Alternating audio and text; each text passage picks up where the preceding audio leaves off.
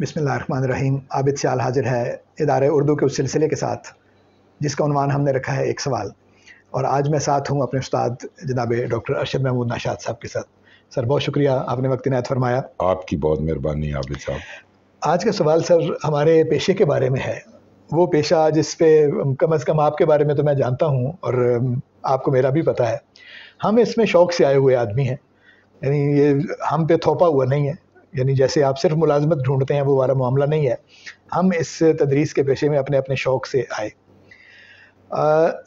उसके बावजूद जो है और हम यानी एतराज़ात हम देखते हैं आसपास से, जैसे ज़िंदगी के दूसरे शोबों पर होते हैं। हमारा जो शोबा है तदरीस का, उस पर भी और हवालों से, और ख़ास तौर पर जो तहकीकी मामलात हैं जामियात में, उस पर बहुत से सवालात हैं और बहुत से हैं।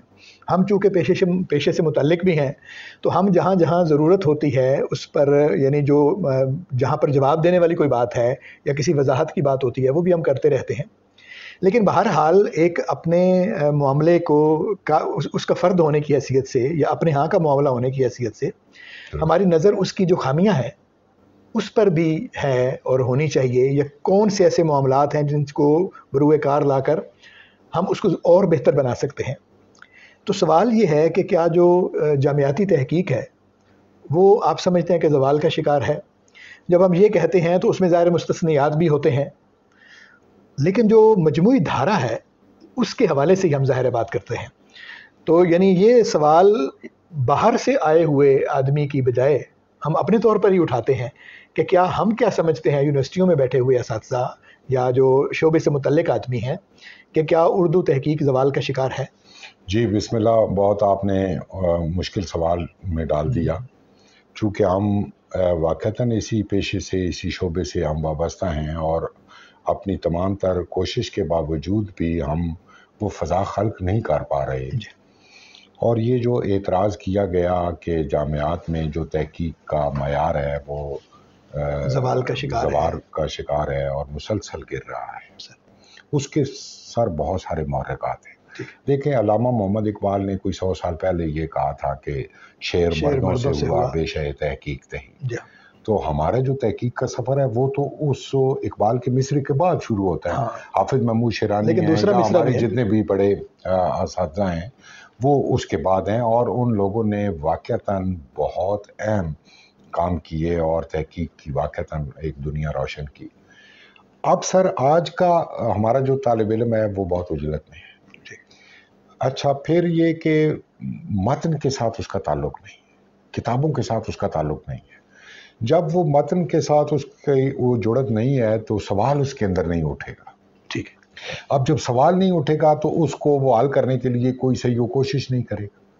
अच्छा, असातिज़ा का भी हाल ऐसा ही है। मैं सच कहूँ कि पढ़ने लिखने का चलन अब उस तरह से नहीं है। यानी आप एक मौजू पर दाद तहकीक देना चाहते हैं तो उसके बुनियादी अनासिर से तो आप वाकिफ़ हों, उस पर जिस मौजू पर आप काम करना चाहते हैं उसकी रिवायत से तो आपको आगाही हो, उसमें पहले क्या काम हो चुके हैं उससे आप आशना हों। यानी वो सारी चीज़ें नहीं रही। इसमें जो एहतियात थी, देखें, एक मुहक्किक के लिए ये कहा गया, रशीद हसन खान ने कहा था कि एक मुहक्किक को जो है वो मुशरिक नहीं होना चाहिए, मुवाहिद हो, वो ये तहकीक के काम में लगे तो बाकी सारी अतराफ से गाफिल हो जाए। लेकिन अब हमारी बदनसीबी ये है कि हम साबरी मुशरिक हैं, बहुत सारे कामों में हम लगे हुए हैं और तहकीक को वो जो तकाजा करती है वो हम नहीं दे सकते। हाँ, जैसे फराज ने कहा था कि मोहब्बत में भी तौहीद का कायल। हाँ, ऐसा ही है। वो सर तसव्वुर हो, यानी वो एक अमीर ने इतना अच्छा, देखें, शेर कह रखा है कि आप ही सरफ़े इश्क हो जाना, सरफ़े इश्क, ये भी दुर्वेश का तसर्रुफ है। जो सरफ़े इश्क होगा वो मकाम तक पहुंचेगा। क्या बात। तहकीक हमारी उजलत की वजह से, और फिर उसके साथ ये जब से जामियात में ये इसका चलन ज़्यादा हुआ उसके साथ कोई तरक्की जोड़ दी गई, उसके साथ एक खुसूसी यानी पैकेज जोड़ दिया गया, उसके साथ कोई तनख्वाह में इजाफा हुआ, उसकी एक मतलब वो सिलसिला हुआ। अब ये हुआ कि कोई भी यानी ज़ौक़ व शौक़ रखने वाले पहले लोग इस मैदान में आते थे और ज़ाहिर है वो फिर मेहनत भी करते थे। यानी बाज़ शख्सी मकालात भी इतने उम्दा हैं کہ مثال کے طور پر پیش کیے جا سکتے ہیں. وہ شیخ چاند کا کتنا خوبصورت سودا پر وہ ہے, یا افتخار صدیقی صاحب نے نذیر پر کام کیا, یا شیرانی صاحب نے اپنے دادا پر کام کیا, یا اور بہت ساری ایسی مثالیں موجود ہیں. اب وہ شخصیات پر بھی ہم کام نہیں دیتے. ایک تو یہ کہ وہ کیلیبر کی شخصیات نہیں رہی. اب ہمارے جس کے 2 مجموعے شائع ہو جاتے ہیں وہ تقاضا شروع کر دیتے ہیں کہ مجھے بھی تحقیق کی سان پر پھنسا جائے, اور وہ اپنے ارد گرد کے جو طالب علم ہوتے ہیں ان کے ذہنوں میں یہ ڈالتے ہیں کہ میں بہت اہم شاعر ہوں اور مجھ پر کام کر دو تو میں یہ تمہیں کتاب میں دے دوں گا.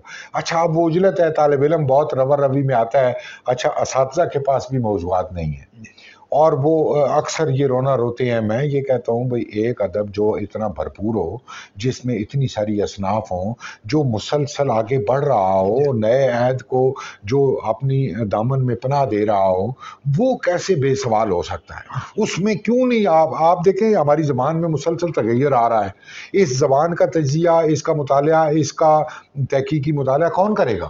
کیا کوئی باہر سے آئے گا؟ وہ ہم نے کوئی پریگمیٹکس پر بات نہیں کبھی کی, ہم نے کبھی محاورے پر کوئی اس اینگل سے بات نہیں کی, ہم نے کبھی جو ہمارے قواعد ہیں ان پر کوئی بات نہیں کی, ہم نے لغت نویسی کے جو مختلف اسالیب اور ذرائع ہیں یہ سارے سوال ہی پڑے ہوئے ہیں. یہ سوال ہے, اور انچھوئے بعض میدان پڑے ہوئے ہیں. ضرب الامثال کو ہم نے کبھی استعمال میں نہیں لایا کہ اس کو اس طرح سے مطالعہ کیا جائے. اکا دکا کوئی کام ایسے ہوئے ہیں جامعات میں. میں یہ کہتا ہوں بھئی اس کے لیے یعنی کسی ایک کو فرقے کو یا ایک طبقے کو یا ایک گروہ کو مورد الزام ٹھہرانا درست نہیں ہے. جامعات کا اس میں کیا قصور ہے؟ یعنی اساتذہ بھی اس کے ذمہ دار ہیں. اس کے ذمہ دار وہ طالب علم بھی ہیں جن کے اندر وہ شعلہ شوق ہی نہیں ہے. وہ شعلہ شوق نہیں ہوگا تو ایک استاد بعض اوقات بہت اچھا بھی ہے, وہ کیسے اس کے اندر وہ آگ بھڑکا سکتا ہے؟ وہ ممکن نہیں ہے. پھر یہ کہ وہ جو انسینٹیو ہے, میں یہ سمجھتا ہوں کہ ایچ ای سی کو یہ انسینٹیو بند کر دینا چاہیے. اس سے کم از کم یہ ہوگا کہ وہ جو بہت روی میں لوگ آ رہے ہیں اور تیز رفتاری کے ساتھ, وہ بہت یعنی حد تک کم ہو جائیں گے. پھر یہ جو جامعات ہیں پرائیویٹ جامعات, انہوں نے بہت سارے وہ کیا ہے, بہت ساری تعداد کو یہ داخلہ دیتے ہیں اور کچے پکے موضوعات پر یہ کام کرتے ہیں. اب ظاہر ہے وہ اردو کے نام پر ڈگری جا رہی ہے, مجموعی طور پر ایک عام آدمی کو تو نہیں پتہ یہ سرکاری یونیورسٹی ہے یا یہ پرائیویٹ یونیورسٹی ہے یا کس طرح کی ہے, اس کا کیا کیلیبر ہے. وہ مجموعی طور پر تو تحقیق کی زوال کی بات کریں گے. موضوعات سر اچھے نہیں لیے جاتے جن پر محنت کرنی ہو. پھر سر پلیجرزم بہت زیادہ ہو گئی ہے. یہ سرکا اس نے ہمارے نوجوانوں کو ایک راستہ دکھا دیا آسانی کا, اور وہ بغیر کسی بات کے وہ یہ کام کر رہے ہیں. پھر یہ کہ کئی چلن ایسے بھی ہیں کہ کوئی لوگ لکھ کر دے رہے ہیں, ان کے آپ فیس بک پر آگے پیچھے اشتہار دیکھتے ہیں کہ آپ کو وہ مقالہ تیار کر کے دیتے ہیں ایک خاص رقم لے کر. یہ سارے وہ رویے ہیں جو کسی علمی اس میں قوم میں نہیں ہونے چاہیے یا اس کے علم کا حصہ نہیں ہونے چاہیے. ہمارے ہاں وہ بدقسمتی سے پنپ کر ایک تناور درخت بن چکے ہیں. اب ان کا کلا کما کرنا بھی بظاہر ناممکن نظر آ رہا ہے. لیکن میں یہ کہتا ہوں کہ اگر حکومت اور ادارے اور جامعات تھوڑی سی توجہ دیں تو ایسا نہیں ہے جیسے آپ نے فرمایا کہ بعض موضوعات بہت اچھے بھی آتے ہیں لیکن وہ اتنی بڑی اس میں ہجوم میں وہ گم ہو جاتے ہیں, ان کی وہ نہیں بنتے. تو اس کا مطلب ہے کہ کہاں سے یعنی شروع کہاں سے کرنا چاہیے؟ یعنی ایک تو یہ جو آپ نے فرمایا یہ ٹھیک ہے, یعنی اس کا مطلب ہے کہ جو استاد کی جو ترقی ہے اس کو جو جوڑ دیا گیا ہے ڈگری کے ساتھ, اس کو ہٹانا چاہیے. جی بالکل. یعنی جب آپ یہ کہتے ہیں کہ یہ انسینٹیو نہیں دیا جانا چاہیے, اس کا مطلب ہے کہ استاد کی ترقی کا پیمانہ کوئی اور مقرر کرنا چاہیے. بالکل بالکل. یعنی اس کا جو تدریسی سفر ہے, وہ جو کام کرتا رہا ہے وہاں پر, اس کو ناپنے کا پیمانہ کوئی اور کر دینا چاہیے. یہ تو سر اس نے اپنے علم کو بہتر کرنے کے لیے ایک ڈگری لی ہے. میرا مطلب ہے کہ تحقیق کی ڈگری کے ساتھ اگر آپ جو ڈپارٹمنٹل پروموشن ہے اس کو جوڑ دیں گے تو اس کا مطلب ہے کہ ہر آدمی کی خواہش یہ ہوگی کہ وہ ادھر جائے, تحقیق کا کام کرے, خواہ وہ بنیادی طور پر محقق ہے یا نہیں ہے. درست. ہر کچا پکا آدمی آ جائے گا نا. بالکل ایسی. کیونکہ جو آپ نے جن خرابیوں کو نشاندہی کی ہے وہ تو طالب علم کے ساتھ آتی ہیں. بالکل. وہ غیر تربیت یافتہ آدمی ہے, وہ موٹیویٹڈ نہیں ہے, اس کو ریسرچ کے بنیادی ذوق کا پتہ نہیں ہے, اس کو اس کی خواہش بھی نہیں ہے کہ وہ اچھا کوئی کام کرے, کیونکہ اس کاغذ سے جب اس کا کام چل جانا ہے تو وہ کیوں محنت کرے جو صرف کاغذ لے کے چلا جاتا ہے. اور جہاں سے بھی مل جائے گا اس کو وہ وہیں سے لے لے گا. جو آپ نے دیگر ایسے یعنی جو کم درجہ جامعات ہیں یا کم درجہ ادارے ہیں, کم درجہ دونوں حوالوں سے, یعنی یہ بھی ہو سکتا ہے کہ سرکاری یونیورسٹیاں جو ہیں جی ان میں بھی سرکاری غیر سرکاری کا معاملہ نہیں ہے, بالکل ایسا, وہ ہر جگہ پہ جہاں پہ آپ یعنی توجہ نہ کریں گے وہاں پہ ایسا ہوگا, اور جہاں توجہ کریں گے وہاں پہ ہوگا.